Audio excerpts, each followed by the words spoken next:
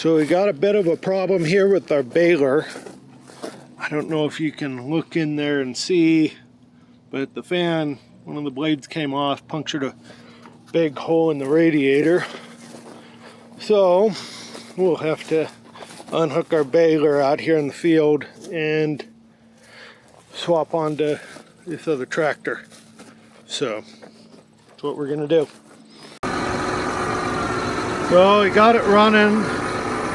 We just don't have any coolant. You can hear the radiator the fan kind of bumping up in there, but I gotta move this to a flat place out here so I can unhook it.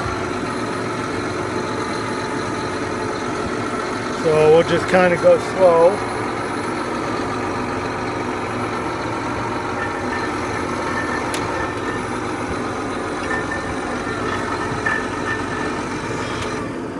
We'll shut it off right here.